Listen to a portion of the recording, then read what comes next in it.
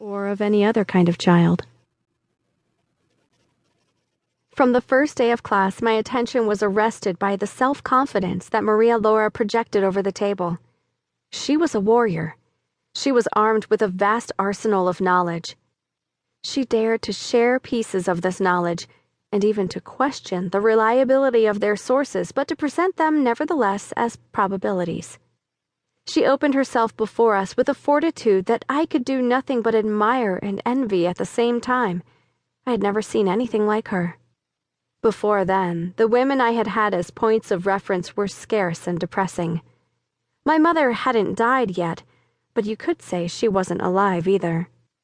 She was a body that had surrendered its volition to her husband, my father, although sometimes she could give the impression that she'd never had a will of her own.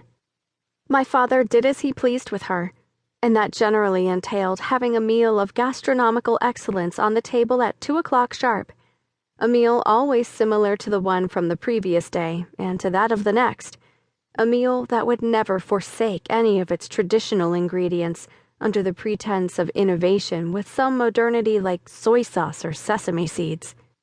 In addition to the fact that she cooked like a robot, she could often be found standing in front of an uncovered 5-liter stew pot waiting for the water to boil. She was not alive because she had closed her eyes to reality. It had been 5 years since her first child, the eldest of 6 brothers, had turned into a different person. He had his first schizophrenic episode, was put on medication, and from then on was different around all of us, who at first didn't even know how to treat him. I was scared of him. His drooping, drugged eyes, accompanied by a new repertoire of gestures and ways of moving, I wouldn't call how he maneuvered down the hallway with thunderous little steps, walking, were like a warning. It could also happen to me. My mother coped by closing her eyes. What her firstborn son had wasn't schizophrenia, it was nothing. And so she began to cultivate the ability to not look, despite having, by all appearances, her eyes open. I don't understand my remote past, childhood and adolescence, in which one lives without understanding or paying attention. I was an idiot. Clarice Lispector. The last night I spent in catechase, I woke before dawn. I got dressed and set off in the direction of the beach, walking at cruise speed, propelled by energies that my body was incapable of absorbing. I felt I was feeling too much, a martyr of the times in which I was forced to live. Poor me. Incomprehension, pain. I had an inner life that was far too active and secret. One day it would manifest itself, or else I would explode. I would be an erupting volcano. I wanted the world to see me and single me out. There goes a heroine from the end of the 20th century. Another anonymous heroine fallen prey to the ruinous enchantments of the city. There goes an anorexic, pampered princess. When I was finally in the sea, the floating black algae, which was perceptible only by touch and felt like rotten lettuce, prompted me at once to both get out of the water and go outside of myself. I was so free.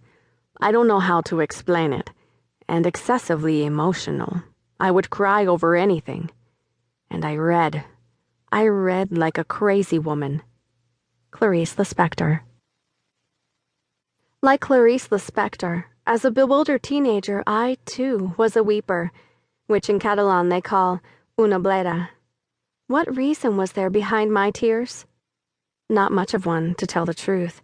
I thought about myself too much, so much that I could already see the line that ran directly from my birth to my death, passing through loneliness, misfortune, and ugliness.